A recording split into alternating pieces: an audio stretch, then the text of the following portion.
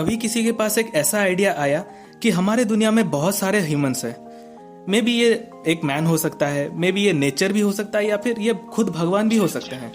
लेकिन किसी के पास एक ऐसा आइडिया आया कि हमारे दुनिया में बहुत सारे ह्यूमंस हैं एंड उनका कुछ करना पड़ेगा। And the result was this.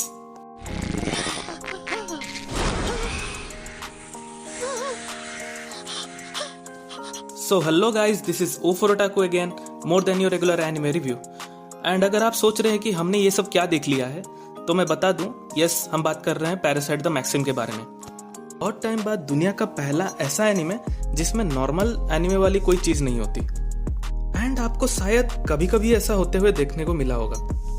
From time to time हमें कुछ ऐसे एनिमेज मिले हैं, फॉर एग्जाम्पल जैसे फैंटम रिक्विएम, इनुयाशिकी या पैरासाइट, जिसमें एनिमे वर्ल्ड की कोई भी क्लीशेस या ट्रोप्स नहीं होते। इंद्रधनुष के बालों वाली लड़कियां ना, we are too cool for that. तारे भरे आसमान जैसी आंखें, बिल्कुल भी नहीं। क्यूट बबली फेस लॉलीज, मजाक कर रहे हो क्या, रियली? अब तक तो आपको पता चल ही गया होगा मैं क्या बोलने की कोशिश कर रहा हूँ। ये सब एनिमेज को किसी मांगा या लाइट नोवेल को पॉपुलर बनाने के लिए नहीं बनाया गया है, या फिर कोई भी मर्चेंडाइज या डिफरेंट टॉयज बेचने के लिए नहीं बनाया गया है। इन सभी एनिमेज को प्योरली एक आर्ट फॉर्म बनाने के हिसाब से बनाया गया है, जो कि आपको देखकर क्लियरली पता चल जाता होगा। Most of the regular anime के ऑडियंस, जो कि 8 से 18 साल के बीच में होते हैं, are not even allowed to see this kind of animes.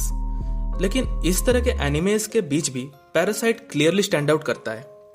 And दोस्तों, इसीलिए नहीं कि यहाँ पे कोई भी out of the world animation है, जैसे कि हमने साइलेंट वॉइस में देखा था, या फिर कोई भी माइंड बॉगलिंग स्टोरी लाइन है as Steins Gate has shown us.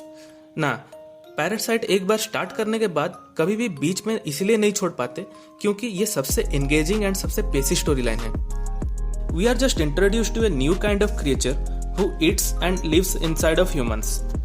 And दोस्तों, ये टोटली पॉसिबल है, खास करके आजकल के पैंडेमिक वाले वर्ल्ड में। यही एक इंसिडेंट एंटायर स्टोरी को कैरी करता है। एंड ऑथर ने पूरे एनिमे में बस ये इमेजिन करने की कोशिश की है कि अगर रियलिस्टिकली हमारे दुनिया में ऐसा हुआ तो पूरी दुनिया में इसका क्या असर पड़ेगा। The best thing about parasite is the dynamic between the two main characters, that is Izumi Shinichi and Migi. Shinichi is a normal everyday high school student जिसकी लाइफ लगभग नॉर्मल ही थी। So let's find out exactly क्या हुआ था। Story start होता है जब सडनली एक रात आसमान से छोटे क्रिएचर गिरने लगते हैं। ये क्रिएचर्स इंसानों के कोई भी बॉडी पार्ट्स में घुस के मैच्योर होने से पहले ब्रेन को खा जाते थे।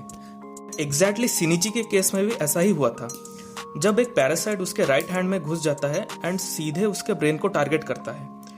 आप सोच रहे होंगे कि हाँ, ये शिनिची के लिए खेल खत्म, मतलब गेम ओवर हो गया।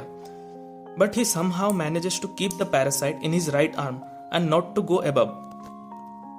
और यहीं पे एक बहुत ही रेयर सिचुएशन हमें देखने को मिला है, जहाँ पे पैरासाइट बिना ब्रेन तक पहुंचे ही मैच्योर हो जाता है एंड ह्यूमन और पैरासाइट का एक बहुत ही रेयर हाइब्रिड क्रिएट हो जाता है। मेरे हिसाब से ये ऑथर का पहला मास्टर स्ट्रोक था। अपने मेन कैरेक्टर को डुअल एंटिटी बना के उन्होंने वहीं पे स्टोरी को और भी ज्यादा इंटरेस्टिंग बना दिया। इसका फायदा हमें पूरे एनिमे में देखने को मिलता है, जहाँ पर हर सिचुएशन में शिनिची और मिगी एक टीम की तरह काम करते हैं, जो कि हर सीन को और भी डबली इंटरेस्टिंग बना देते हैं। खास करके फाइट सीन्स में यहाँ पे हमें बहुत ज्यादा फैंटास्टिक फाइट्स देखने को नहीं मिला है। हमने ऐसे बहुत सारे एनिमेज में देखा हुआ कि हीरोज एंड विलन्स अपने अटैक्स को डिफरेंट नेम्स देके अटैक करते हैं, लेकिन पैरासाइट में ऐसा कुछ देखने को नहीं मिला है। हर फाइट में शिनिची और मिगी को परफेक्ट कोऑर्डिनेशन में अपना दिमाग इस्तेमाल करना पड़ता है जीतने के लिए, जो कि व्यूअर्स के लिए एक बहुत ही अच्छा एक्सपीरियंस है। मे बी ये इतना आई कैचिंग और मेमोरेबल नहीं है जितना कि हम गोकू को कामेहामेहा करते हुए देखे हैं, but it's still dam entertaining man. Parasite का एक और खास बात मुझे जो लगा, उसके साउंड ट्रैक्स। इसके साउंड ट्रैक्स बहुत ही ज्यादा फेमस है and normally every anime fan इसको यूट्यूब पे सुनता है।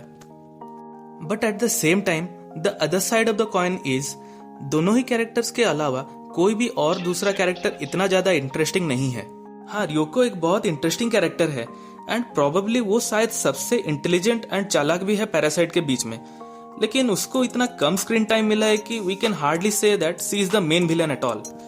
एंड में वो एक बहुत बढ़िया स्पीच देती है ह्यूमैनिटी के ऊपर, एंड मेरे हिसाब से वो सबसे बढ़िया सीन था उसका। लेकिन वो एक सीन पूरे कैरेक्टर को जस्टिस नहीं देता। The love interest of Shinichi is also pretty bland as she is kept in the dark about parasites almost throughout the entire anime. And पूरे एनिमे में उसके कैरेक्टर का स्टोरी पे इम्पैक्ट बहुत ही कम है. लेकिन अगर हम इम्पैक्ट के बारे में बात कर रहे हैं तो सबसे ज्यादा इम्पैक्टफुल मुझे लगे काना एंड सिनिचिस मदर. दोनों ही कैरेक्टर सिनिची को बहुत ज्यादा हेल्प किए हैं एंड स्ट्रॉन्ग एंड डिटरमिन भी बनाए हैं सो दैट वो पैरासाइट के खिलाफ फाइट कर सकता है. दोस्तों मैं कुछ स्पॉइलर नहीं देना चाहता but let's just say that एक ऐसा मोमेंट आता है पूरे एनिमे में जिसको देखने के बाद it's virtually impossible to stop watching the anime. आपको पता लग जाता है कि इसके बाद स्टोरी और भी बढ़िया होने जा रहा है. एंड मैं बता दूं इसी सीन के वजह से सिनिची का कैरेक्टर कंप्लीटली ट्रांसफॉर्म हो जाता है एंड ये स्टोरी पे एक लॉन्ग लास्टिंग इम्पैक्ट डाल देता है. और दोस्तों रही बात काना की तो आप सभी को तो पता ही होगा उसकी पॉपुलैरिटी कितना हाई है. बहुत सारे फैंस के हिसाब से काना पूरे एनिमे की सबसे ज्यादा इंटरेस्टिंग कैरेक्टर थी. I mean, ये रहना भी चाहिए क्योंकि काना एक बहुत ही यूनिक पर्सनालिटी है. एंड इसी के साथ मैं डिस्कस करना चाहता हूं मेरा आखिरी पॉइंट.